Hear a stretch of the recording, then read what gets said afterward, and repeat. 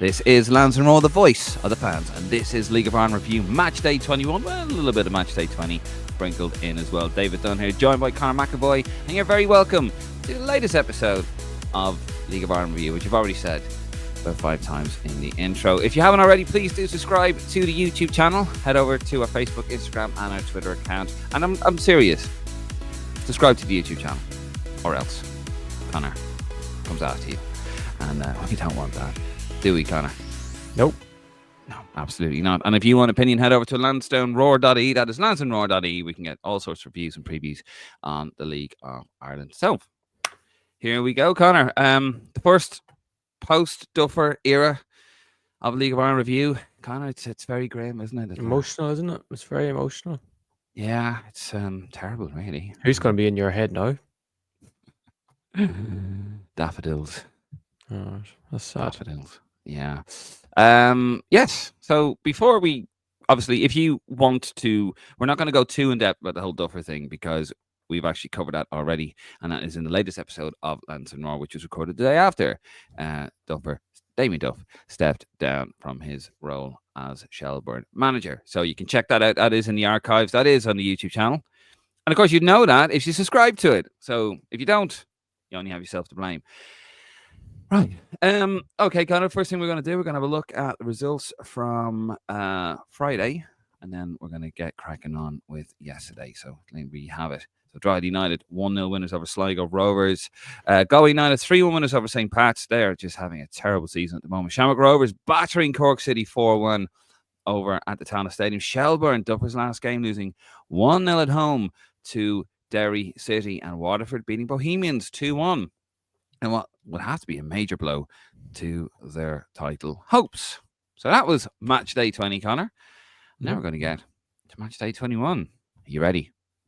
Oh, I hope so. Are you ready? Are you ready at home? Are you ready? Yes. Gladiator, are you ready? Show me age there. Right. So let's get on to yesterday's results. Bohemians 2-0 winners over Shamrock Rovers. So massive win for the Gypsies there. 6-pointer at Dennyman Park. Cork City 1, Drogheda United 1, Sligo Rovers 2, Galway United 1. Lots of controversy there. St. Pat's again, a dreadful season, losing 1-0 at home to Derry City, and Shelbourne giving a good 2-all trashing to Waterford. The RSC. My prediction of them battering. They are just that crap. Shelbourne, having watched. We'll get to that in a second. But Conor, so you obviously watched all the games. Good action. Were you happy? Were you satisfied? Were you nourished of your League of Ireland action? Yeah, it was another mad one last night. It was the usual normality of madness in the League of Ireland last night. We had a bit of everything throughout the games. I'm sure we'll go through the games here now, but it was another mad night in the League of Ireland. It was a bit of an adjustment having the post-Duffer era come to a start, because it doesn't just affect Shells and whoever Shells play on that night. It affects the whole league, because you have to look at everything differently, don't you, without Duffer? And you'd wonder how players adjust to it, how fans adjust to it, how Duffer himself was. Duffer sitting at home last night watching the Shells match, or is he the type that completely alienates himself from it and turns the TV off and finds something else to keep him entertained? I'd say he turned the TV off. He's probably sitting, the meme of the guy sitting on the swing, kind of alone. Yeah. That's probably him. Damien, do you want me to do a shut up? I jest, of course. No sound bites really. But the thing is, with the League of Ireland, okay, there was no sound bites, but there was still plenty of on-field controversy and just madness, as you said, last-minute goals. You never know. Like, that's the thing with League of Ireland. You never know. Even the game could be in a dying seconds. It's never over. It's just never over. The amount of last-minute equalizers or winners and things incredible. Even Shelbourne probably a little bit unlucky not to come away with 3 points, to be fair. But we will get to that. So, Conor, we're going to talk about the first game. 2-0 win for Bohemians against Shamrock Rovers. Fantastic win there for the Gypsies. By far the better team. Didn't have as much possession, but they bossed that game, didn't they? Dale Rooney with an early opener there, and then of course James Clark on the 40th minute. Shamrock Rovers blown away. Would you say? Yeah, they were blown away, I would say. I know you would say possession-wise weren't blown away, but that's naturally going to happen, really, when you go probably 2-0 down in the first half. A team's probably going to sit back slightly a bit more, and the other team's going to have to try and come out and take it to them. But the first half, Bohs absolutely blew them off the park in every aspect in terms of just playing football, in terms of their pressing, their fitness levels looked outstanding, their ability to move the ball, getting in Shamrock Rovers' faces. It was a real Dublin derby. You could see it, tell it from the fans. You could tell it from Alan Reynolds on the sideline. His players were so up for it. And they really, I don't know if you'd say they took Rovers off guard, but they probably brought an intensity level that Rovers didn't think that Bohs side could have, because of a lot of technically very good footballers in that Bohs side. And it's like, whether they have that grittiness to go and take down the best footballing side in the country, and they did. I thought they were absolutely brilliant. I thought Dale Rooney was superb again. James Clark up front was an absolute menace. He was by far probably the best player on the pitch. And then when you have players like Ross Tierney, Dawson Devoy, who are proper footballers, it'll always leave you on a front foot. And to lose Sean Grehan like they done, to going back to Crystal Palace and not look like it affected them at all, was such a big result. And I know it's probably what we call a title race now between themselves and Rovers, what we needed for the league, in all honesty. But Rovers, I don't think Rovers will be too worried, because instead of Bohs have to play 2 games that they have in hand on Rovers, and it's very hard to actually go and win them 2 games in hand, as we've seen in the League of Ireland. You very rarely win back-to-back games. So yeah, it was a great advertisement for the league last night. Some brilliant football played, and it's the start of hopefully a title race. Yeah, just looking there. I mean, Bohs obviously they've played 21, Shamrock Rovers 23, and look, they're top 2. Spoiler alert. But yeah, I mean, Bohs still haven't lost. Still haven't drawn a game. They've lost 9, and they've lost some ridiculous matches. Really, like even the one last week, they really should be winning. They haven't drawn a game, and Rovers have drawn 6. They've only lost 4, and you kind of feel that sublime or ridiculous form will sort of be the undoing of them in the end. But no, let's hope for the league that we do get a bit of a title race going on. Next one we're going to talk about is Cork City one draw. We draw had a last minute equaliser for where is it? Last minute equaliser for Cork. Shane Farrell on the 12th minute with a lovely free kick, and then Daniels 96th minute. To be fair, Drogheda did the usual stuff. 24% possession, 2 shots on target, 3 shots altogether. Cork had 22 shots, 6 on target. As I said, 76% possession at a last-minute equaliser for the second city, or the Rebel County, whatever you want to call them. Just incredible game of football here. But Drogheda, I mean, how can you have such little possession and, kind of in a way unlucky to lose it, Yeah, strange one. I know Jaron Nash, after the Cork City manager, he said absolutely devastated after the fact that they only picked up a draw, even though it was a 96-minute equaliser. He was absolutely devastated. He said the whole players were gutted, everyone was gutted that they somehow didn't win that game. They have 76% possession and 22 shots to 3. You would expect to win a game comfortably like that, but in fairness, Drogheda done what they always do. They got an early goal. Shane Farrell scored an outstanding free kick, which there was no saving. And then that puts Drogheda in the right front frame of mind of sitting back and hitting them on the counter whenever they get the chance. I'd say both teams are probably very disappointed from a Drogheda aspect, conceding a 96-minute equaliser, and then Cork's is the fact that they only scored 1 in that game somehow. But that, in fairness, that equaliser from Cork, Shawty Maguire done brilliantly down the wing, and then Fitzpatrick put an outstanding ball in the box for DJ Daniels, and it was a brilliant header, in fairness. And it was probably, even though it's probably 2 points dropped for both teams, because both teams will just wonder how they didn't win that game, and it's not looking good for Cork if they're not going to be able to start picking up 3 points at home, because if they're going to stay up, they're going to need to pick up 3 points in these sort of games. But it was another entertaining watch, and another way of Drogheda doing what Drogheda do, and Cork going to have to try and turn it around somehow.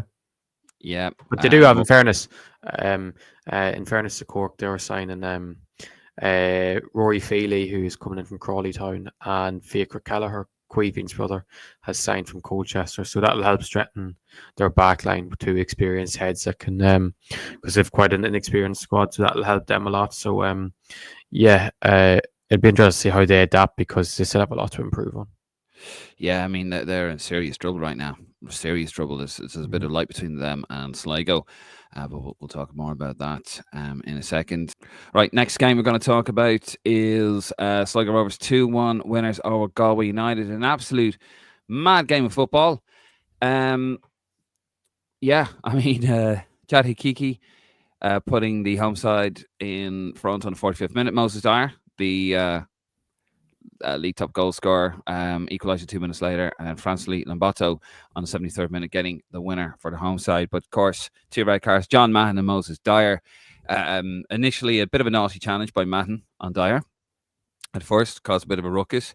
Mahon got a yellow card, and then basically when Dyer, after it all settled down, or so we thought, was walking along, gave Mahon a push, which is a bit ridiculous because the size of John Mahon, by the way, he is a beast. And yeah, there was a bit of a tussle. Didn't see any contact. Didn't see any anyone get punched or anything like that from what I could see from the camera. But the referee deemed to send both players off. So there you go. Mad game of football, Conor. Yeah. In the Connacht Derby. Yeah, just madness as per usual, and massive 3 points for Sligo Rovers. As in fairness, their position in the league doesn't reflect how well they've played in some games this season, and they are starting to get that bit of luck. That goal, Jadakiki's goal, was an outstanding pass from Owen Elding, who seems to do something, a piece of magic every week, and then Hikiki finished it very well. And then Dyer's header, as he does, he scores goals and got the equaliser for them. But then Francis Lambato, with a lovely goal, hit the post twice before the ball eventually went in. He backheeled it in the back of net, which, in fairness, was a lovely finish. And actually, his younger brother Grady scored for Finn Harps last night as well. So it was a good day for the Lambato family. But yeah, the two red cards was just funny, Dave, to be honest. It was classic League of Ireland. I do think they were a bit harsh, in fairness. Like John Mahon's tackle on Dyer was probably outrageous, in fairness, but it was a yellow card, and then Dyer's reaction warranted the yellow. But in fairness, what is John Mahon supposed to do, really, if Dyer comes running back up to him and starts instigating something again? Like, you'd wonder, is that really, if anyone was going to be sent off to two, you'd say Moses Dyer should have been the one sent off. Or a yellow card for Moses Dyer. Yeah, just a yellow card. But you could say it was probably two yellow card offences. Definitely not a straight red offence.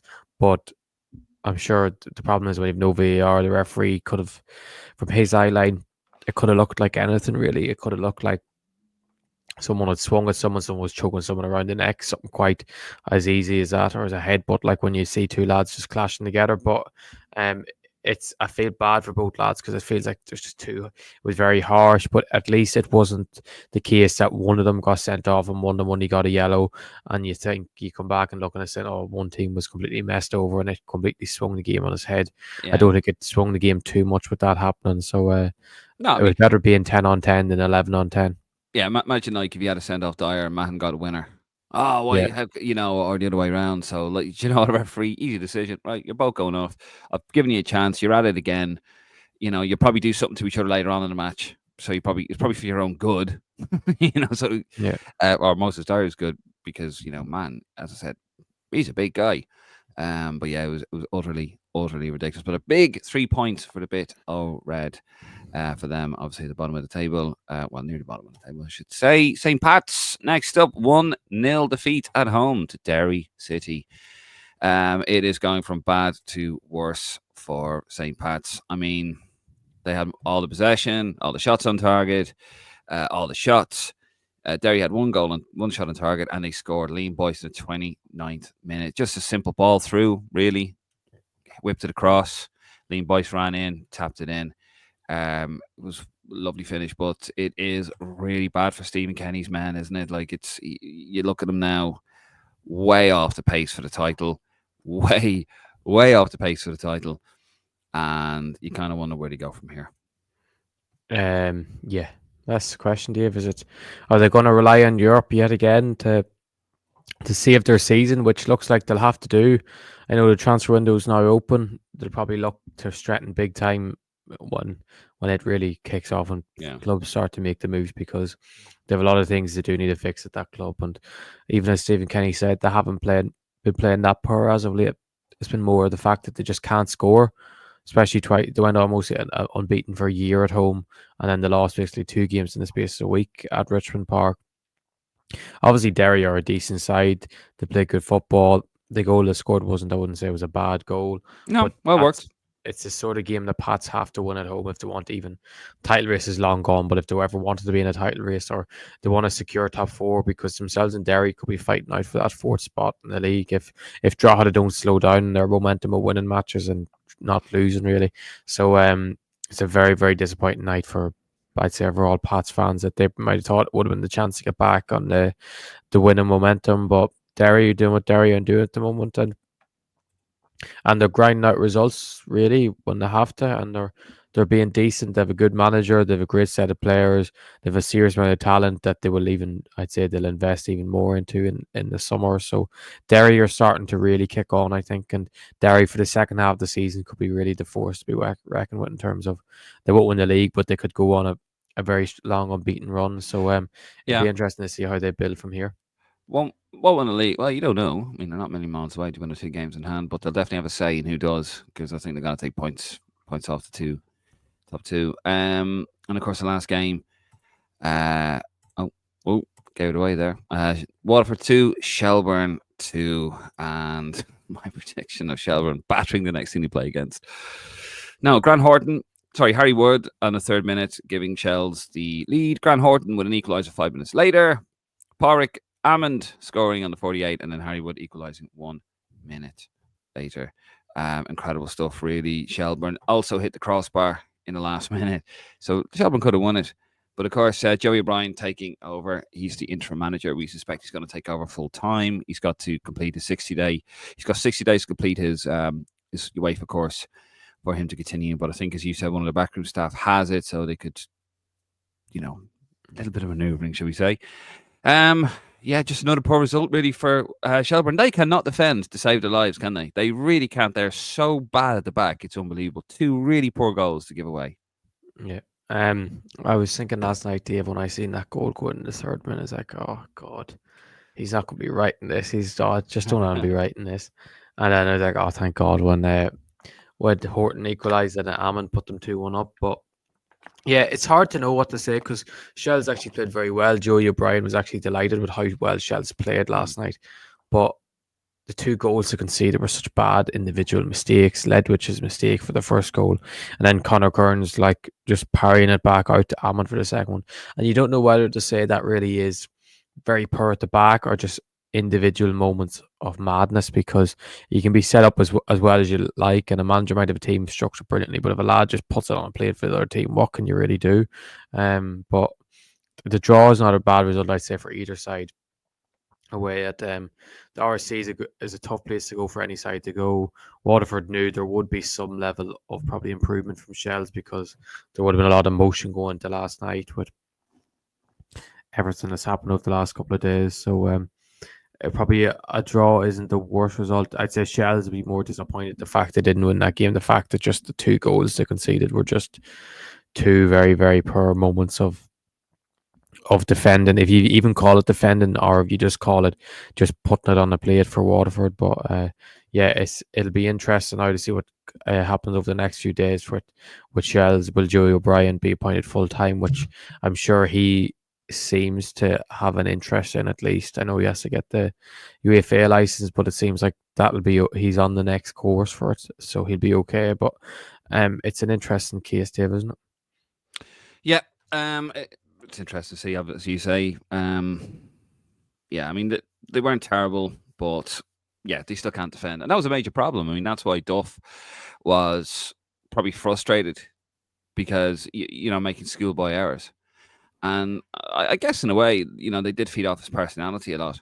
He drove them on. I said those words of encouragement um, will get you far, but it's only so far. That then it starts to fall on deaf ears a little bit, and you can understand his frustration, Duffer. So yeah, but I mean they're way off it now. They're completely.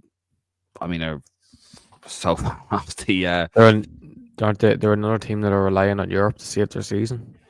Yeah, and you don't know what's going to happen there now. It's a bit of a mess for them at the moment. Like if you're a Shells fan, I mean, look, it could be worse. This was a team that was in the first division for so long, and then came up and became champion. So it's not all bad, but you kind of wonder now, like, how are they going to do in Europe? Their main man's gone. A little bit of uncertainty who's going to take over. And there's a lot of work needed to be done at Shelbourne. And yeah, you're right. They need to go a little bit into that competition. Obviously, they badly need money for the grounds, for the pitch, facilities. Like, they're so far off it with facilities. Something we talked about. I mean, a lot of League of Ireland teams are, to be fair, but yeah, it's going to be a bit of an unsure time, I think, for Shelbourne. Over the next one, anyway. But I do think Joey O'Brien has to be the appointment for them, Dave, to be honest, because it's just continuity, isn't it? Yeah. It's they can continue on the same path, which they were, no matter, even though this season's been a poor season, they still were on the right path because they've invested huge money into the academy facilities, and I'm sure that some of that more money would be going into Talca and stuff. So yeah, I think it's just a smart thing to do, isn't it? Yeah, absolutely. Right, let's have a look at the table. Here we are. Shamrock Rovers on top, played 23 games, 45 points. Bohs second, 36 points, but they have 2 games in hand. Drogheda United, 23 games on 35 points. And their league title, I'd say, is probably not going to happen, or the league title push. Derry, 21 points and 21 games and 34 points. 2 games in hand, of course, on the league leaders. Shelbourne, 23 games, 31 points. They are way off it, 14 points off the top. Pats, yet again, also terrible season. 23 games played, 30 points. They are 15 off the top, having played the same amount of games. Galway United and the teams below them all on 21 games. They are on 28 points. 2 games in hand on Pats, actually. Waterford, 21 games, 27 points in 8th. Sligo Rovers, very comfortably off the bottom at the moment. 21 games played, 18 points. And Cork City now looking a little bit adrift. Bottom of the table in 10th. 21 games played, and they are on 14 points. Very bad season for them. And of course, let's have a look at this weekend's action. All the games are on Friday, the 27th of June. Bohs host Sligo. Can keep the good running going? Bohs will probably lose that. Cork City at home. I'm not saying they want to, by the way. I know I'm going to get a cheeky text over that. Cork City host St. Pat's. That is the big game on Virgin Media 2. Derry City host Drogheda United. Galway United host Shelbourne. And the 8 o'clock kickoff of Shamrock Rovers at home to Waterford. So a lot of action for you there. Of course, we will be back next week with another review show. And of course, we'll keep your eye on the old socials. We're going to have more content coming your way. Of course, we have a David Ford interview coming your way also. We're just working on that at the moment. It is in the can. It is just in the editing booth at the moment. And once we get it sorted, we'll get it over to you. Of course, Alumni from the League of Ireland, David Ford, Galway United and Derry. That's right. Yep. Yeah, yes, sir. There you go. Yes, sir, indeed. I like that, Conor. Yeah, keep it up. Sorry. Anyway, if you haven't already, please do subscribe to the YouTube channel. Please head over to our Facebook, Instagram, and our Twitter. Head over to lansdowneroad.ie. That is lansdowneroad.ie for opinion. Of course, give Conor a cheeky follow over at Rep Tracker on Twitter. Anyway, we are out of here. I'm David Dunn. He is Conor McAvoy. This is League of Ireland Review, and you're all very lovely. We'll see you on the next one.